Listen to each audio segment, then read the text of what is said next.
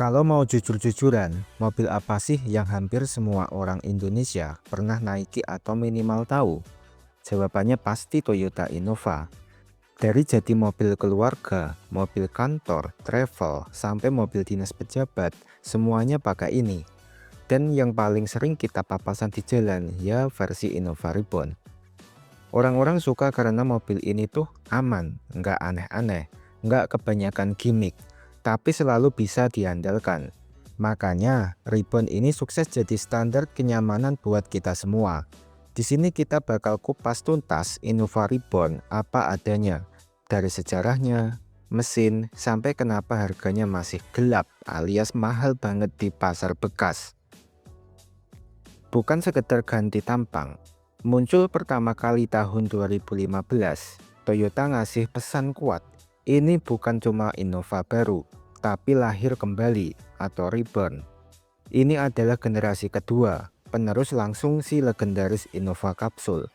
Karena reputasi pendahulunya udah kuat banget, Toyota nggak mau main setengah. Mereka rombak total dari nol, pakai platform baru IMV yang bikin bodinya lebih kokoh, stabil, dan rasanya lebih mantap pas disetir. Desainnya juga berubah drastis, lebih lebar, tegas, dan modern dibanding model lama yang cenderung bulat. Pas masuk kabin, yang paling kerasa adalah senyapnya. Suara mesin dan angin di luar beneran diredam maksimal, bikin suasananya lebih tenang dan berkelas. Mesin diesel sang bintang utama.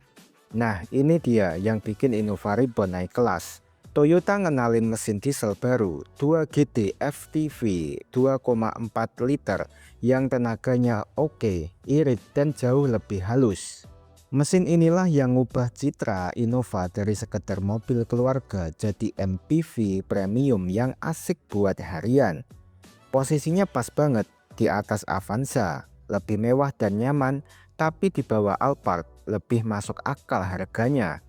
Mau dipakai keluarga, operasional kantor, atau travel antar kota, mobil ini laku keras bukan karena paling canggih, tapi karena rasa aman yang dikasih ke pemiliknya.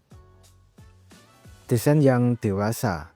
Desain Reborn itu bisa dibilang matang, nggak lebay nyari perhatian, nggak sok sporty, tapi jauh dari kesan tua.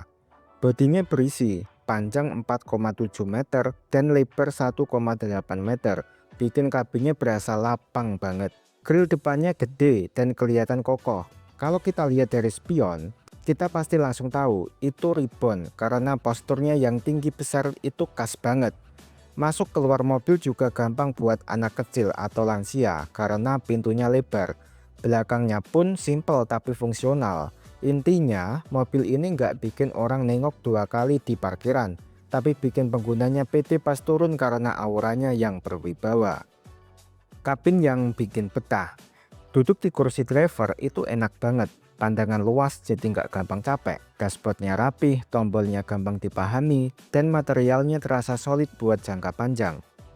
Di baris kedua, ruang kakinya lega banget, apalagi yang tipe captain seat, nyaman maksimal.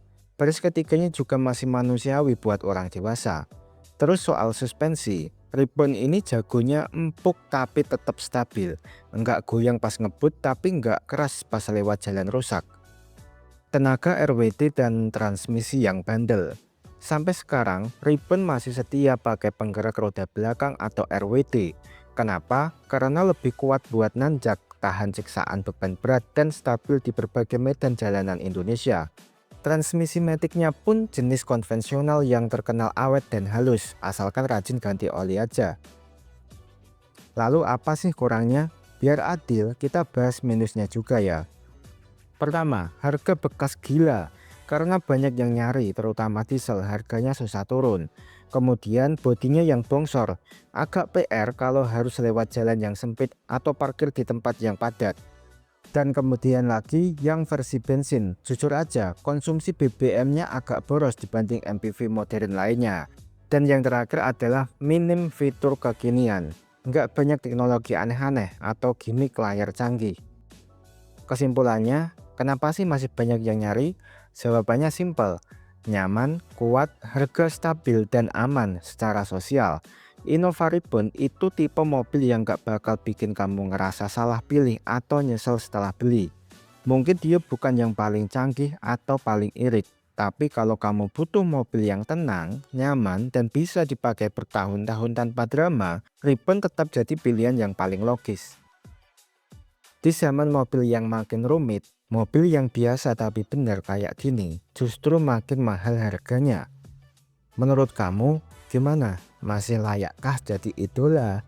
Atau sudah waktunya move on ke yang lain? Tulis pendapatmu di kolom komentar dan terima kasih.